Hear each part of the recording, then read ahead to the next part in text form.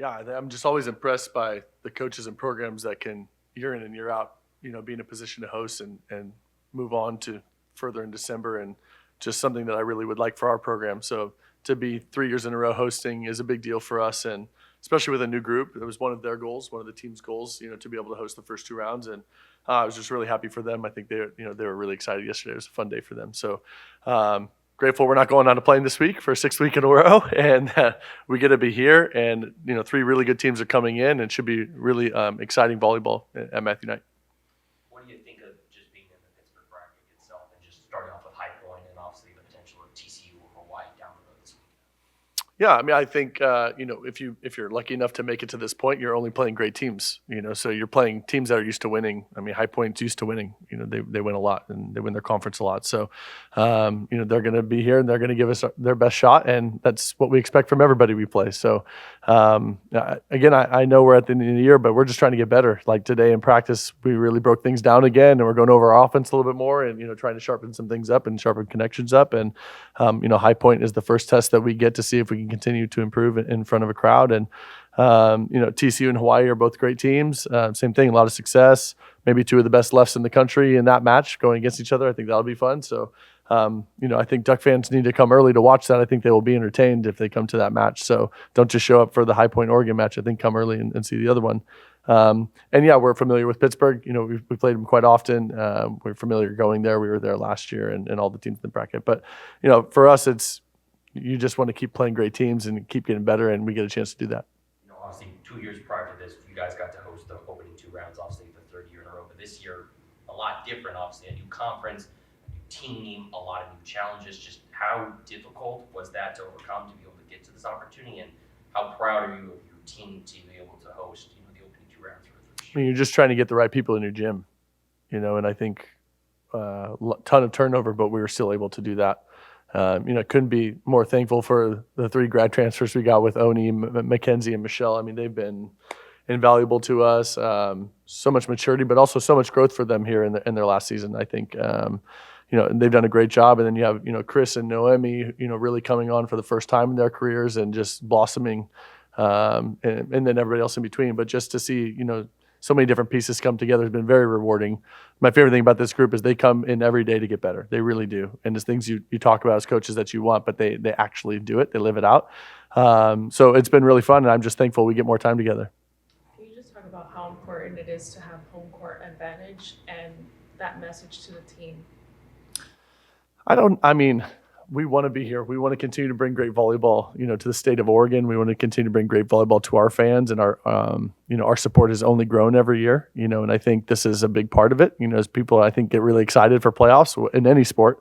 I know for me, I'm excited for watch football and basketballs and all the others, when that time comes. And, I think that I get that same vibe from all the other coaches in sports and teams, when it comes to us. So I think it's great that we continue to show our fans what playoff volleyball looks like, and we get a chance to host our 5th, maybe 6th match in 3 years, of playoff, NCAA playoff. So I think it's a great thing just to continue to build the program. It is a new group, as you said, but it is also some of those new faces are veteran faces. So in that light of these last 3 years, did this year feel any more or less likely that you'd be able to check this box again of being able to host this weekend? I think that the ceiling for this group is still the highest, and again, I don't know how close we can get to it by the time this thing is over, but this team can really do a lot of phenomenal things. I think you've seen sets where we go out and play a really good team and we are great. But I think our floor is still too low, and it's raised, but we need to be more consistent in order, I think, to reach our full potential. And we're trying, and we're trying to blend everything together. And it is really difficult to bring in a lot of a lot of newness and get there, at the end. But they've really done everything that they can. I'm proud of our staff. I'm proud of our team. And I still think our best days are ahead of us. And I'm looking forward to seeing if we can get there. Excitement from that, but maybe also pressure too, knowing that time's are wasting and that if things do click, I sure hope that could be there. I sure hope there's pressure. I'm so thankful if we get to the position where there's pressure on us, which is exactly where we've been able to be the last couple of years.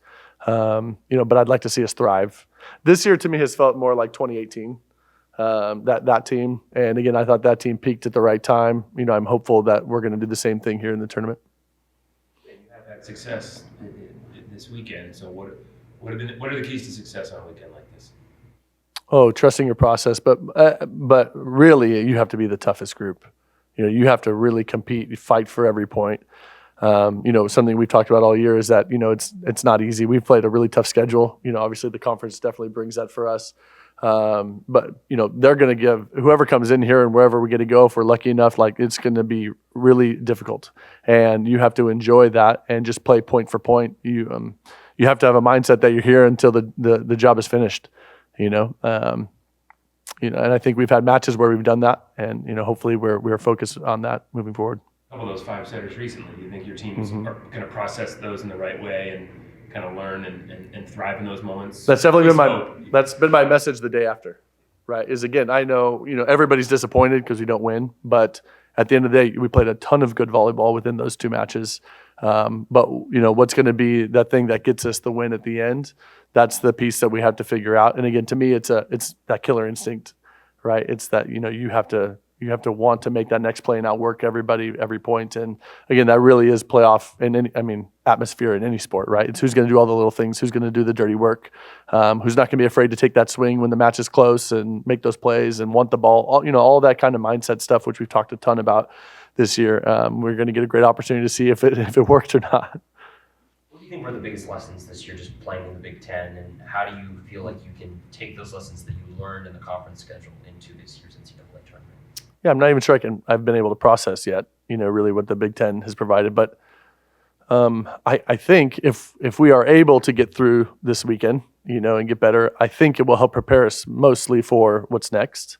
Again, if I reflect on the last 2 years, at Louisville and then at Wisconsin at the end, I felt like we weren't in those environments very often, if at all, before we got into it, in the Sweet 16 or Elite 8. And this conference provide multiple opportunities where you're in that environment. So, hopefully we're just more used to it.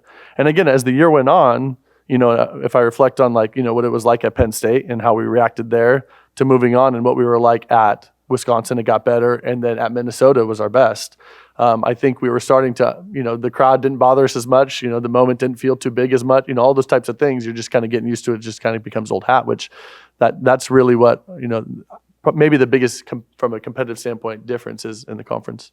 Back to High Point, this is a team that maybe you guys obviously have film, you're going to be watching, studying, looking, but it's not a team that you guys have directly faced either yourself or obviously in previous, matches in the history. What sort of advantages or disadvantages maybe a match like this against a first-round opponent have in a stage like this? I always think the first round is really interesting because a lot of times the teams we play in the first round play a really different style, than what we're used to seeing in our conference, maybe even in our non-conference. And so I think it takes us some time to figure that out.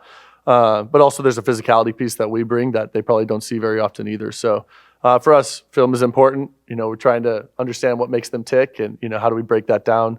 But again, at the end of the day, it's about us trusting our process, us trusting ourselves, playing our best volleyball and letting them deal with that. And hopefully we can do that in our home again,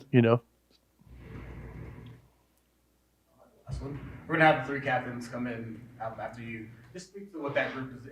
You're talking about the newness of this year and kind of like that player-led element of what they brought to this year. Yeah, I think our best teams or our success the last few years is when I butt out. When the team is in control and they're the ones leading the process. And obviously I can help guide them through that. But when they're the ones that are really the driving force. And I think, Daly, Colby, and Oni, and it's just a reflection of the group. This is an amazing group of women. Maybe the most bonded team I've ever coached. They really care about each other. They care about other people. They put everybody else first, almost to a fault when it comes to competition, going back to that killer instinct that I talked about. But, again, I hope my daughter turns out like them. That's how great they are. So I really love some success for them in the tournament. I want them to have those memories we've been lucky enough to have the last couple of years. I would love for them to feel that. And I think they've done what they need to do that. But they've been amazing examples, and great ambassadors for our program and our school.